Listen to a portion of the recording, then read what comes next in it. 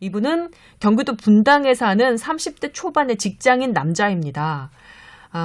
다행히 임채선 원장님이 계셔서 가능한 질문일 것 같아 이렇게 메일을 보냅니다. 제 친구에 대한 이야기인데요. 현재 제 친구 녀석은 대학 졸업 후 한의전을 다니고 있습니다. 곧 졸업을 앞두고 있고 실습도 나간다고 합니다. 그러니까 현대의학, 한의학 두 군데 의사 면허를 원하고 있는데 임채선 원장님과 같은 길을 가고 싶어 하는데요.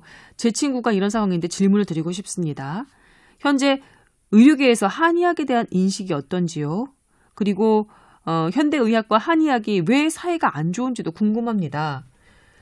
다른 의료 관련 팟캐스트를 들으면 한의학을 대놓고 놀리는 수준입니다. 어디가 그렇죠? 두 번째는 한의학 그리고 현대의학 두 군데 모두 의사 면허를 가지고 있으면 어떤 장점이 있는지요?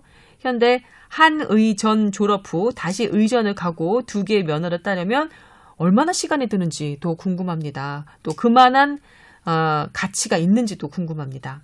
그리고 세 번째, 임채선 원장님, 먼저 그 길을 가신 분으로서 충고나 조언, 팁 얻을 수 있을까요? 라고 적어주셨습니다. 이 내용으로 제가 토크 콘서트나 이런 여러 가지를 했기 때문에 사실 네. 이 질문을 너무 많이 받아요. 한 직능을 공부를 하고 또 다른 학교를 가서 두 가지를 같이 겸비하고 싶은 욕구가 있겠죠. 네. 근데 그 과정은 사실 개 힘듭니다. 그냥 읽는 게 아니라 네. 개 힘듭니다. 우선 중도에 탈락하는 사람들의 대부분은 결혼한 사람들이 집안을 건사해야 되는데 학교를 다니게 되면 벌이가 시원치 않기 때문에 중간에 아르바이트를 하면서 학교를 다니다가 대부분 다시 그냥 원래 의사 면허를 가지고 있는 쪽으로 일을 하게 되는 경우가 있어서 중도 탈락이 꽤 많고요. 좀 집이 잘 살든지 의지가 강해서 그걸 끝까지 했다 하더라도 그 기간이 상당히 길기 때문에 긴 여정입니다. 그래서 비용 대비 효율성은 많이 떨어집니다. 그러나 막상 하게 되면 정말 많은 것들이 보입니다. 안 보이던 것들이 보이고 저는 사실 이 면허 두 개 딱 따고 나서 가장 많이 바뀐 거는 정부 단체와 여러 정부 단체뿐만 아니라 여러 협회나 그런 모임에서 오퍼가 계속 옵니다. 그것이 좀 바뀐 부분이고 여러 가지 경제적인 부분도 많이 좋아질 거라고 생각이 좀 들거든요. 근데 경제적인 부분을 떠나서 이렇게 두 가지를 선택하는 사람의 핵심은 불안함과 막막함이에요.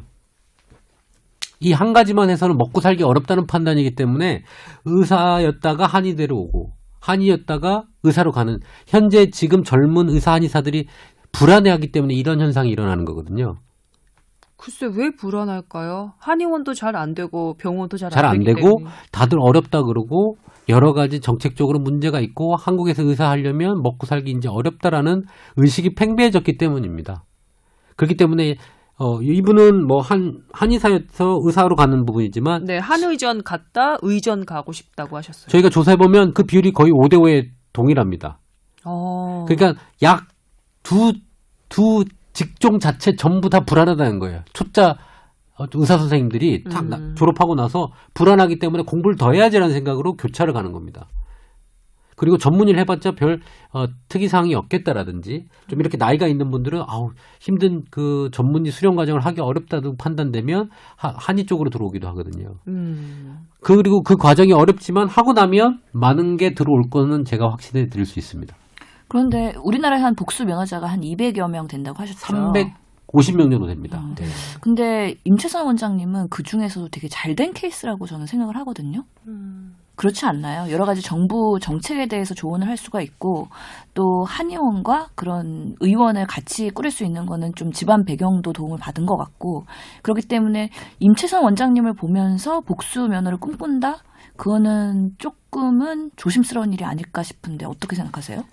그 얘기도 많이 저는 너 금수저지라고 얘기 듣기도 하는데요.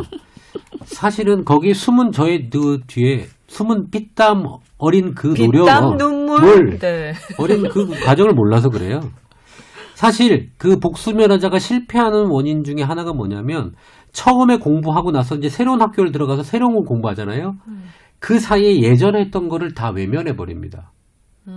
그거를 사용하지 않고 그거에 대해서 어떻게 할지에 대해서 해서 버려버리고 나중에 배운 것들을 조사를 해보니까 이 두 가지를 다 해야 되는데 조사를 해보니까 뒤에 배운 것만 하는 비율이 60%가 넘어요. 어머나. 그 조사는 그 협회에서 직접 하시는 직접 하는 거죠. 음. 뭐 하세요? 지금은 어떤 등록을 하세요? 어떤 과목을 진료보세요? 한의 하세요? 그래서 그걸 버리게 되는 순간 반쪽짜리가 돼버리는 거예요. 또. 그러면은 그 전에 공부하던 시간들은 그냥 헛수고였던 거네요. 근데 저는 사실은 학교 다닐 때, 한의대를 다닐 때 주말에는 의료 현장에 들어와서 그것들을 다 리마인드하고 다시 배우고 하는 걸 계속 반복을 했거든요. 피땀 눈물. 예. 월화수목 금금금이었죠. 근데 그렇게 해서 두 가지를 다 사용을 하면서 접목해보고 하는 것들을 계속 트라이를 하지 않는다면 이 두 가지를 살려내기는 어려워요. 그래서 그 두 가지 노력을 하셔야 되는, 그래서 어렵다고 얘기를 하는 겁니다. 지금 임 원장님 그리고 신 교수님이 살짝 외면한 질문 같은데 그래도 적혀 있으니까 다시 한번 여쭤보긴 할게요. 그 현대의학과 한의학 왜 이렇게 사이가 안 좋은지요? 라고도 질문이. 한정된 그 의료 서비스 업계에서 서로 경쟁을 한다고 생각하기 때문에 기본적으로는 그럴 것 같긴 한데. 모르겠습니다. 이거는 두 단체 간의 일인데 싸움의 끝은 아직 묘연하고요.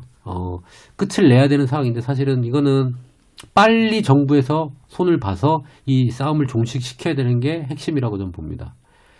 뭐가 됐든 간에 그 단체가 그런 거는 다 집어치우시고 본인이 무엇을 공부해서 어떤 의사가 될지 마음의 결정을 하는 게 좀 더 중요합니다.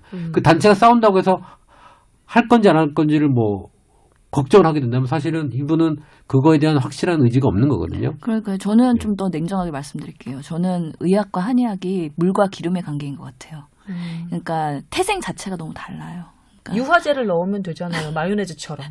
의학은 그 나름의 과학적 근거를 바탕으로 해서 증명이 된 것들을 중심으로 학문적으로 계속 발전해 왔고 그 한의학은 경험 뭔가 전통적인 그런 것들을 바탕으로 해서 쌓아왔기 때문에 점점 갈수록 괴리감이 생기는 거죠. 그래서 이거를 유화제로 어떻게 접목을 시킬 거냐에 대한 고민을 해야 되는 거잖아요. 네. 그게 통합의학 뭐 그런 부분일 것 같긴 한데 한의학과 의학을 어떻게 접목해왔고 우리 국민 건강에 어떻게 도움이 됐느냐 이런 것들을 뭔가가 정책적으로 이행이 되려면은 근거 자료가 있어야 되거든요. 근데 그거를 아무도 지금 제대로 만들어주지 못하게 만들어진 것도 있고 그런 노력이 좀 부족한 것도 있고 그런 것들이죠. 리셋 버튼 있었으면 좋겠어요. 리셋 버튼. 네. 면허제도를 2개 만들기 전의 시대로 해서 리셋 버튼을 했으면 좋겠다는 생각이 좀 듭니다.